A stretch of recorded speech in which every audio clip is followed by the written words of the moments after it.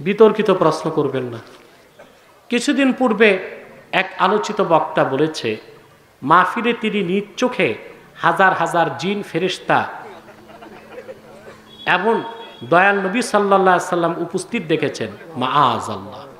কিছু লোক নিজেকে পীর দাবি করে সাধারণ মানুষকে গোমরাহ করে তাদেরকে হাদিয়া তোহফা নিচ্ছে, এমনকি পীর তার মুরিদের বাড়ি এলে পীর মহিলাদের সাথে দেখা করতে বেকুল হয়ে ওঠে।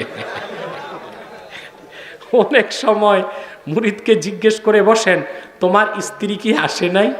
নাউযুবিল্লাহি মিন যালিক। যদি কোনো ব্যক্তি তার সপরিবারে ইসলাম ধর্ম গ্রহণ করে, তাহলে কি তার বিবাহ আবার ইসলাম ধর্ম অনুযায়ী আদায় করতে হবে? আরেক বক্তার নাম এসেছে শেখ। বক্তা বলেছে ভিতরের নামাজ নাকি 1 রাকাত। এ পাগল হয়ে গেছে। জনপ্রতিনিধিদের দেখা যায় পূজা বা গানের অনুষ্ঠানে যান, বক্তৃতায় খুব জোর গলায় বলেন গান বাজনা আমাদের সংস্কৃতি। তাদের বোঝানো অনেকটাই কঠিন হয়ে পড়ছে। তারা আরও বলে ধর্ম যার যার, উৎসব সবার।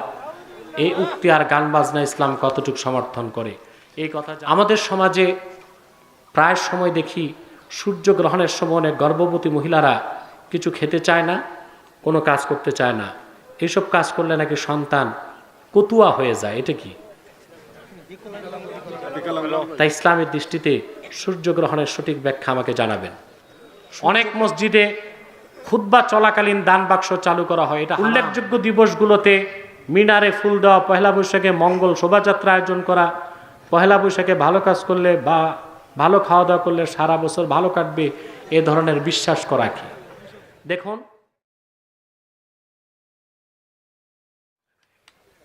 এক ভাই প্রশ্ন করেছেন, মাইকে সবিনা খতম অর্থাৎ কোরআন খতম শরীয়ী হুকুম কি? চমৎকার প্রশ্ন করেছেন।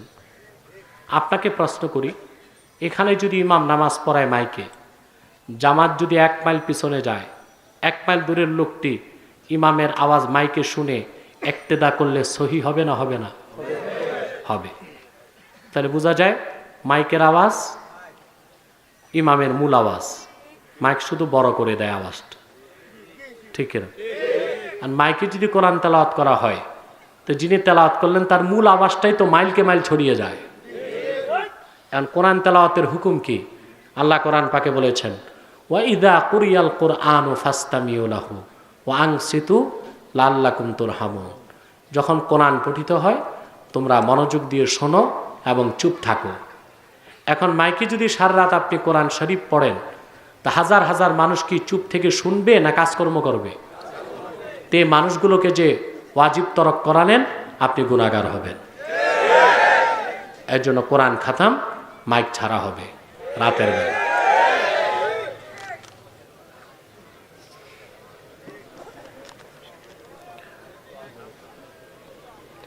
তাহাজ্জুদের নামাজ পড়ব বলে আমি বিতির নামাজ পড়ি নাই। ঘুম থেকে উঠার পর দেখি ফজর আজান হয়ে গেছে, এখন বিতির নামাজ পড়ার নিয়ম কি? আপনার বেতের নামাজটা কাজা হয়ে গেছে, আপনি ফজরের পর কাজা হিসেবে তুলে নেবেন।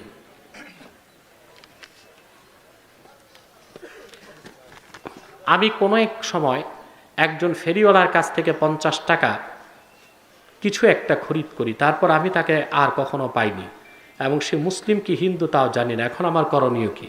টাকাটা দেন নাই, 50 টাকা ফকিরকে দিয়ে দিবেন সওয়াবের আশা ছাড়া, তাহলে আপনি আর দাবির নিচে থাকবেন না। আমাদের সমাজে প্রায় সময় দেখি সূর্যগ্রহণের সময় অনেক গর্ভবতী মহিলারা কিছু খেতে চায় না, কোনো কাজ করতে চায় না। এইসব কাজ করলে নাকি সন্তান কতুয়া হয়ে যায়। এটা কি? তাই ইসলামের দৃষ্টিতে সূর্যগ্রহণের সঠিক ব্যাখ্যা আমাকে জানাবেন। সূর্যগ্রহণ চন্দ্রগ্রহণকে সহিহ বুখারীতে বলা হয়েছে আয়াতুম মিন আয়াতিল্লাহ, আল্লাহর অনন্য নিদর্শন সমূহের মধ্যে একটি নিদর্শন। তবে বুখারী মুসলিমের হাদিস থেকে দেখা যায় আল্লাহ রাসূল সাল্লাল্লাহু আলাইহি সাল্লাম সূর্যগ্রহণ চন্দ্রগ্রহণের সময় খুব বেশি দোয়া মোনাজাত করতেন এবং সালাতে থাকতেন, এবং সাহাবায়ে কেরামকে বলতেন তারা যেন আল্লাহর কাছে পানাহ চায়, দোয়া মোনাজাতে থাকে। কথা বুঝতে পারছেন? আর মহিলারা কিছু খাবে না এরকম কোনো কথা হাদিসে নেই। ইমাম আবু হানিফা রাহমাতুল্লাহকে রাদিয়াল্লাহু আনহু বলা যাবে কি? কেন? ওনাকে তো সবাই রাহমতুল্লাহ বলে, রাদিয়াল্লাহু আনহু বলবেন কেন? প্রচলনকে তো মানতে হবে। দুররে মুখতারে এসেছে ইয়াজিবু আলাল মুসলিমিন ইক্তিদা উত্তাওয়ারুস, ইত্তেবা উত্তাওয়ারুস, মুসলমানদের উপর ওয়াজিব হচ্ছে তাওয়ারুসের অনুসরণ করা, প্রচলন। কথা বুঝতে পারছেন? সাহাবা একরামের ক্ষেত্রে উম্মত বলেন রাদিয়াল্লাহু আনহু, আউলিয়া একরামের ক্ষেত্রে বলে রাহমাতুল্লাহ। আমরা এই প্রচলনকে অনুসরণ করব, ঠিক কিনা? প্রচলন কি আমি একটু বুঝাই দিই। 1 টাকার সাথে 8 আনা হলে কি বলেন? 1.5, ঠিক কিনা? 2 টাকার সাথে 50 পয়সা 2.5, 3 টাকার সাথে 50 পয়সা 3.5, তারপর সব সাড়ে সাড়ে সাড়ে, 4.5, 5.5, 6.5, 99.5, ঠিক কিনা? এখন কেউ যদি বলে কেন সব সাড়ে, একটা 1.5 আর 2.5 কেন? আমি বলবো 1.5 বলবো না, আমি বলবো 1.5 আর 2.5। পাগল বলবে না মানুষ? কারণ সে প্রচলনের বিপরীত। ঠিক প্রচলন হয়ে এসছে আউলিয়া একরামকে রাহমাতুল্লাহ বলা, আমরা রাদিয়াল্লাহু আনহু বলবো কেন? সমাজে কিছু বেদাতি মৌলবী এই ফিতনাগুলো সৃষ্টি করে। দাড়ি কতটুকু রাখা উচিত? কম বা খাটো রাখলে কি গুনাহ হবে? জি, 1 মুষ্টি দাড়ি রাখা ওয়াজিব, পরিষ্কার। বুখারী শরা ফাইজুল বাড়িতে আনোয়ার কাশ্মীর রাহমাতুল্লাহ ব্যাপক আলোচনার পর বলেছেন, আম্মা কাতউন ফামা দুনা যালিকা ফাহুয়া হারামুন ইজমাআন, 1 মুষ্টির কম দাড়ি কেটে ছোট রাখা হারাম। এটা কি? 1 মুষ্টি দাড়ি রাখতে হবে। 1 মুষ্টির পর আপনি কেটে ফেলতে পারবেন। 1 মুষ্টির পর নাভি পর্যন্ত লম্বা করার দরকার নাই, ঠিক কিনা? 1 মুষ্টির পর কি করবেন? কেটে ফেলবেন। এই যে লামাযহাবী শেখরা দাড়ি লম্বা করতে করতে নাভি পর্যন্ত চলে যায়, না, এটা সুন্নাত না।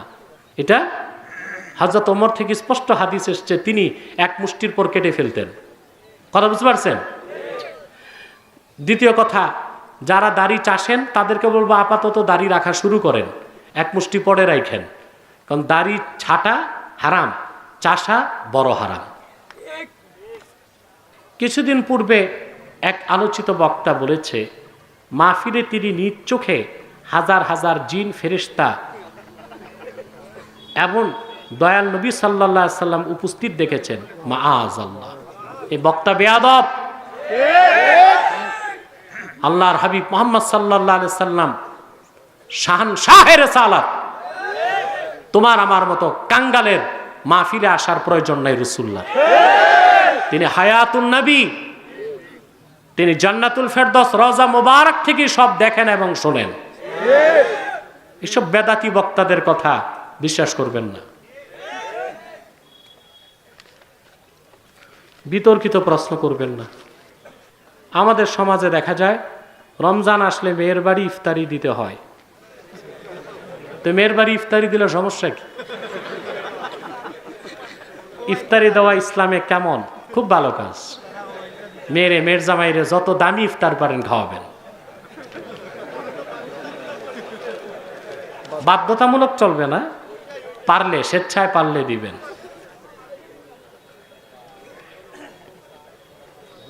অনেক মসজিদে খুতবা চলাকালীন দান বাক্স চালু করা হয়, এটা হারাম, নাজায়েজ।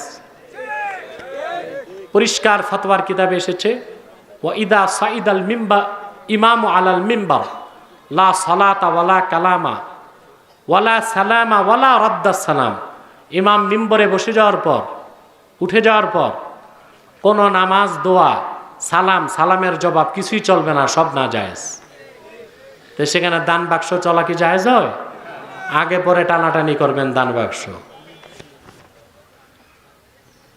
বহু আগ থেকে আপনি নাস্তিকদের বিরুদ্ধে সোচ্চার ভূমিকা নিয়ে মুসলিম উম্মার ঐক্যের জন্য কাজ করে আসছেন। আমরাও এই ঐক্য চাই।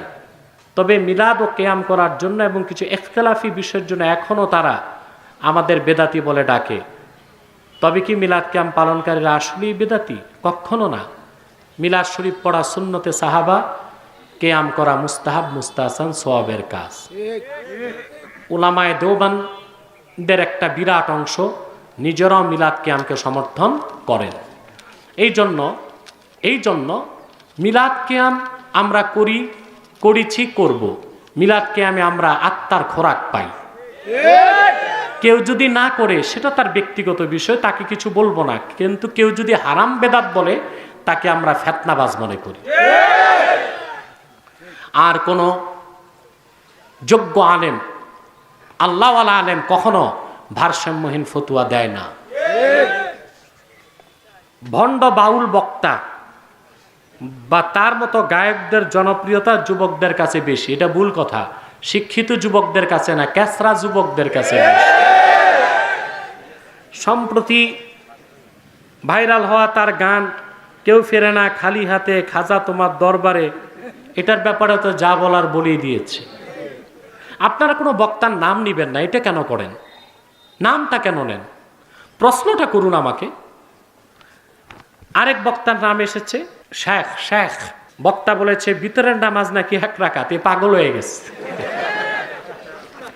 রাসূলুল্লাহর হাদিস 1 রাকাত কোনো নামাজই নাই, ওইতের নামাজ 3 রাকাত, যা সহিহ বুখারীর হাদিস দিয়ে সাব্যস্ত। ওরা যে হাদিসটা বুঝে নেয়, আল্লাহ রাসূল সাল্লাল্লাহু আলাইহি ওয়াসাল্লাম বলেছেন রাতের নামাজ মাসনা মাসনা মাসনা মাসনা, 2 রাকাত 2 রাকাত 2 রাকাত। বুঝছেন? যখন তুমি মনে করবে ফজর হয়ে যাবে, তখন আরেক রাকাত পড়বে। তুতিরু লাকা মা কাদ সাল্লাইতা, এই 1 রাকাত তোমার পূর্বের নামাজকে বেজর করবে। তো রাসূলুল্লাহ 1 রাকাত বেতের বলেন নাই, এই 1 রাকাতকে বেজরকারী বলেছেন। তাহলে বেজরকারী, বেজর বানাইতে আরো রাকাত লাগবে না? 1 রাকাত যোগ করলে হয় 2 রাকাত, এটা জোর না বেজর? তাহলে আরেক রাকাত যোগ করলে হয় 3 রাকাত। ওই হাদিস দিয়ে সাব্যস্ত হয় বইতের নামাজ 3 রাকাত। সে বুঝে নাই, পড়াশোনা নাই। তো জনপ্রতিনিধিদের দেখা যায় পূজা বা গানের অনুষ্ঠানে যান, বক্তৃতায় খুব জোর গলায় বলেন গান বাজনা আমাদের সংস্কৃতি। তাদের বোঝানো অনেকটাই কঠিন হয়ে পড়ছে। তারা আরও বলে ধর্ম যার যার, উৎসব সবার। এই উক্তি আর গান বাজনা ইসলাম কতটুকু সমর্থন করে? এই কথা যারাই বলেছে তাদের ঈমান নষ্ট করে ফেলেছে, তাদের তওবা করতে হবে। আর গান বাদ্য ইসলামের সম্পূর্ণ নাজায়েজ এবং হারাম। আল্লাহ তাআলা সূরা লুকমানে বলেছেন ওমিনান নাসি মান ইয়াশতারি লাহওয়াল হাদিস লিইউদিল্লা আন সাবিলিল্লাহি বিগাইরি ইলম ওয়া ইয়াত্তাখিযাহা হুজওয়া। এই আয়াতের ব্যাখ্যায় 27 জন মুফাসসির একমত, গান বাদ্যকে আল্লাহ হারাম করে দিয়েছেন। বাল্য বিবাহ বন্ধের নামে বিভিন্ন কেন্দ্র, জেলা, উপজেলা, এমনকি স্থানীয় ইউনিয়নে পর্যন্ত কমিটি করা হচ্ছে। বাল্য বিবাহ বন্ধ হলে সমাজ কতটুকু সুফল বয়ে আনবে? বাল্য বিবাহ পুরা বন্ধ হলে ধর্ষণ আরো বাড়বে। 6 বছর 8 বছরের মেয়েরা ধর্ষিতা আরো বেশি হবে। ইসলামে বাল্য বিবাহ বলতে কিছু নাই, আছে বালেগ বিবাহ। বালেগ বালেগা খুশি মনে যদি বিবাহে আবদ্ধ হতে চায়, তাহলে এটা বাধা দেওয়া উচিত নয় শরীয়ত মোতাবেক, ঠিক কিনা? এদিক দিয়ে বাল্য বিবাহ বন্ধ করলেন, আর ওদিক দিয়ে ফ্রি মিক্সিং লিভ টুগেদার। যে কোনো বয়সের ছেলে মেয়ে একটু যদি ফষ্টি নষ্টি করে পার্কে যাইয়া, তাতে সমস্যা নাই, বাচ্চা মানুষ করতেই পারে। না জায়েজটা জায়েজ করলেন, আর জায়েজটা না জায়েজ করলেন। তালকিন কি? তালকিন করা কি জায়েজ? মৃত ব্যক্তিকে কবর করার পর কবরের 4 কোণায় 4 জন ব্যক্তি বসে কি কিছু তেলাওয়াত করবে? না, হাদিস এসেছে তালকিন করবেন। কবরের পাশে দাঁড়িয়ে আপনি পড়বেন রদিতু বিল্লাহি রাব্বা অবিল ইসলামি দীনা অবি মুহাম্মদ সাল্লাল্লাহু আলাইহি ওয়াসাল্লাম নবিয়্যা ওয়া রাসূলা। এটাই তালকিন। উল্লেখযোগ্য দিবসগুলোতে মিনারে ফুল দেওয়া, পহেলা বৈশাখে মঙ্গল শোভাযাত্রা আয়োজন করা, পহেলা বৈশাখে ভালো কাজ করলে বা ভালো খাওয়া দাওয়া করলে সারা বছর ভালো কাটবে, এ ধরনের বিশ্বাস করা কি? দেখুন, যারা ইমানের সাথে ভাষা আন্দোলনে শহীদ হয়েছে তাদেরকে শ্রদ্ধার সাথে স্মরণ করবেন। পদ্ধতি কি? মস্তক নত করে নয়, নীরবতা পালন করে নয়, বরং তাদের জন্য দোয়া মোনাজাত করে তাদের আত্মার মাগফিরাত কামনা করবে। মঙ্গল শোভাযাত্রায় গেলে ইমান নষ্ট হয়ে যাবে, কারণ এটা হিন্দুদের ধর্মীয় উৎসব, সংস্কৃতির নামে বাংলাদেশে আমদানি করা হয়েছে। পহেলা বৈশাখে ভালো কাজ করলে, ভালো খেলে সারা বছর ভালো থাকবেন, উদ্ভট ভিত্তিহীন কথা। কিছু লোক নিজেকে পীর দাবি করে সাধারণ মানুষকে গোমরা করে, তাদেরকে হাদিয়া তোফা নিচ্ছে। এমনকি পীর তার মুরিদের বাড়ি এলে পীর মহিলাদের সাথে দেখা করতে বেকুল হয়ে ওঠে। অনেক সময় মুরিদকে জিজ্ঞেস করে বসেন, তোমার স্ত্রী কি আসে নাই? নাউযুবিল্লাহি মিন যালিক। এই রকম মহিলা প্রেমিক পীর দেশে আছে আমি তো জানতাম না। সে যাই হোক, এইসব পীর থেকে দূরে থাকার চেষ্টা করবেন। পর্দা করা ফরজ নারী পুরুষ সবার উপর, ঠিক না? রাসূলুল্লাহ সাল্লাল্লাহু আলাইহি ওয়াসাল্লামকে গায়েব জানতেন, এক কথায় এই উত্তর দেওয়া যাবে না। কেউ যদি বলে আল্লাহ রসুল গায়েব জানতেন না, আর তার বলার উদ্দেশ্য যদি হয় আমরা যেরকম জানি না ওই রকম জানতেন না, তাহলে তার ঈমান নষ্ট হয়ে যাবে। আবার কেউ যদি বলে রসুল্লাহ গায়েব জানতেন, তার বলার উদ্দেশ্য যদি হয় আল্লাহ যেই রকম জানেন ওই রকম জানতেন, তাহলে তার শিরক হবে। তাহলে বিষয়টা কি? বিষয়টা হচ্ছে আমাদের কাছে যেটা গায়েব, মুহাম্মদ সাল্লাল্লাহু আলাইহি ওয়াসাল্লামের নিকট সেটা গায়েব ছিল না। মুহাম্মদ সাল্লাল্লাহু আলাইহি ওয়াসাল্লামের নিকট যেটা গায়েব ছিল, আল্লাহর কাছে সেটা গায়েব ছিল না। শেষ। ফরজ নামাজের পর হাত তুলে দোয়া করার বিধান কি? আমার 1.5 ঘন্টার ডকুমেন্টারি আলোচনা ইউটিউবে পাবেন। ফরজ নামাজের পর সম্মিলিত মোনাজাত প্রায় 23-24টি কিতাব থেকে আমি দলিল দিয়েছি। ফরজ নামাজের পর হাত তুলে মোনাজাত করা সুন্নতি মুতাওয়ারেসা। যদি কোনো ব্যক্তি তার সপরিবারে ইসলাম ধর্ম গ্রহণ করে, তাহলে কি তার বিবাহ আবার ইসলাম ধর্ম অনুযায়ী আদায় করতে হবে? না, শর্ত না। তবে যদি নিকাহ দোহরায় এটা উত্তম এবং ভালো।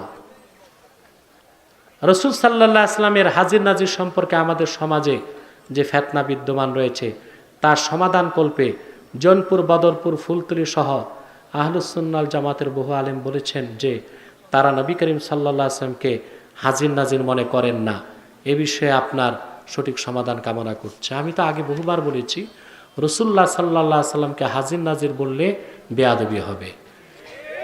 কারণ তোমার আমার মাহফিলে রাসূলুল্লাহর আসার তো প্রয়োজন নাই।